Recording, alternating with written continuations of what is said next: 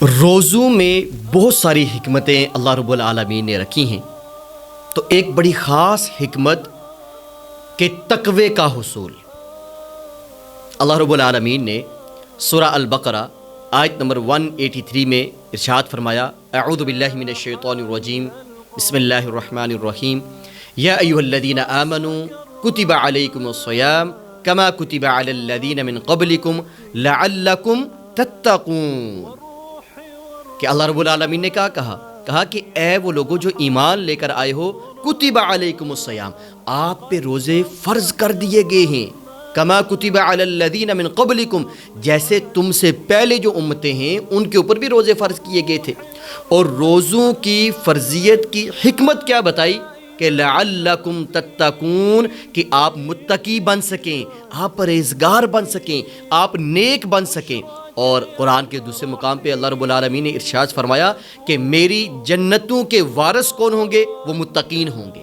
تو اب ہم یہ دیکھیں کہ اس سے قبل بھی الحمدللہ ہماری زندگیوں میں یہ ماہ مبارک آتا رہا، ایک بار پھر آ رہا ہے۔ تو ہم یہ دیکھیں کہ اس ماہ مبارک سے پہلے والی زندگی اور اس ماہ مبارک سے گزرنے کے بعد جو ہماری زندگی ہے اس کے اندر کوئی چینجنگ آئی ہے یا نہیں۔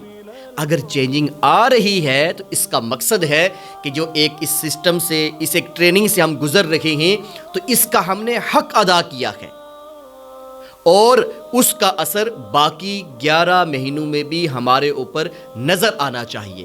تو اسی لیے کسی نے کیا خوب کہا ہے کہ اگر ہم اپنی پوری زندگی رمضان کی طرح کر لیں گے تو آخرت ہماری عید کی طرح ہوگی۔ یعنی جب ہم روزے رکھتے ہیں اور اس کے بعد ہم سب کو، چھوٹوں کو، بڑوں کو، سب کو ایک عید کی خوشی ہوتی ہے۔